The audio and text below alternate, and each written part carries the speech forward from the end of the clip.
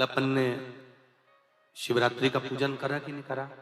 अरे बोलो तो जम के, करा ना सबने? शिवलिंग का निर्माण करा, पूजन करा। आप 365 दिन पार्थिव शिवलिंग का निर्माण करोगे, सावन महीने में पार्थिव शिवलिंग का निर्माण करोगे, पर जितनी बार भी आप पार्थिव शिवलिंग का निर्माण करोगे तो सूर्य अस्त होने से पहले पार्थिव शिवलिंग का विसर्जन आपको करना पड़ेगा। पर 12 महीने शिवरात्रि आती है।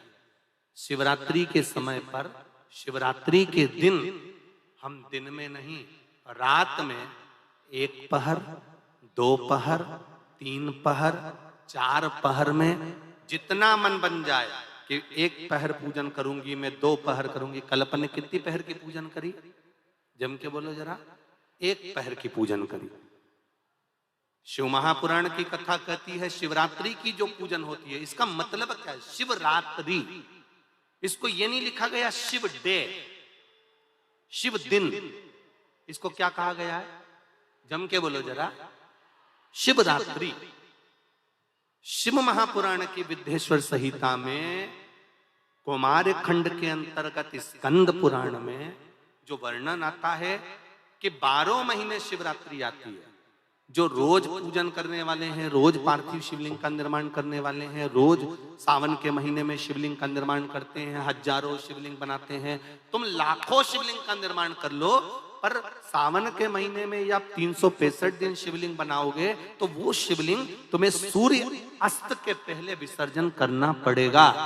पर शिवरात्रि के दिन जो तुम शिवलिंग का पूजन कर रहे हो, वो रात्रि में अगर करते हो तो 1 पहर का करते हो तो 1 पहर की पूजन करने के बाद विसर्जन कर दो। 2 पहर का करते हो तो 2 पहर की पूजन करने के बाद विसर्जन कर दो।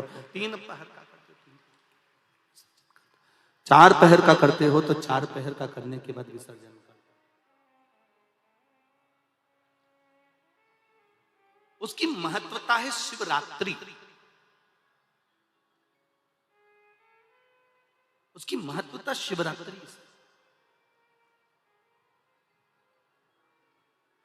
कई लोगों के मन में संशय जाग जाता है कि गुरुजी, सूर्य अस्त के बाद क्या हम शिवलिंग की पूजन कर सकते हैं, क्या विसर्जन कर सकते हैं? तो पहले तो अच्छे से समझ लो कि तुम सावन महीने की शिवरात्रि की पूजन कर रहे हो। रात्रि लगी हुई है उसमें कि रात्रि को ही होगी और रात्रि को ही विसर्जन होगा।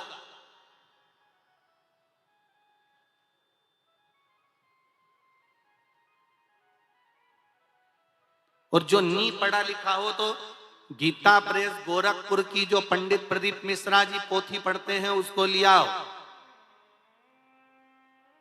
उसका नंबर देखकर, और उसका स्मरण करना प्रारंभ करो कि हम 365 दिन अगर शिवलिंग का निर्माण करते हैं तो वो शिवलिंग का निर्माण हम दिन में कर दिन में विसर्जन कर सकते हैं।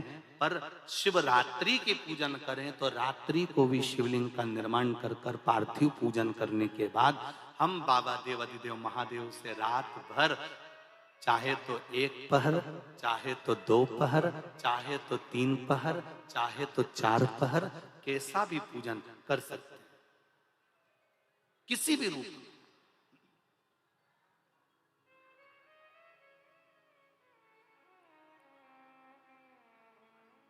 पर कई बार हमारे जीवन में संशय उत्पन्न हो जाता है, और एक बात अपनी जिंदगी में उतार कर रखना, अगर पार्थिव शिवलिंग का पूजन रात्रि को आपने करा है तो पार्थिव शिवलिंग का पूजन हमने भी यहां पर बैठ कर किया है, दिल के साथ, हृदय के साथ। डॉक्टर दवाई देता है तो पेशेंट को देता है, एक दवाई काम नहीं कर सकती तो दूसरी देता है, दूसरी काम नहीं कर सकती तो तीसरी देता है। सारा एक्सपेरिमेंट वो पेशेंट पर करता है, डॉक्टर उस दवाई को खाकर नहीं देखता। पर हमारा नियम है, हम जितनी बात आप लोगों को शिव महापुराण के माध्यम से बताते हैं, पहले उसको खुद अमल करते हैं, साथ बैठते हैं, फिर आपके साथ में बैठकर उस शिव महापुराण के अभिषेक को कराते हैं।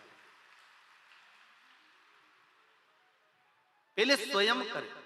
एक पत्र आया है, देखिए।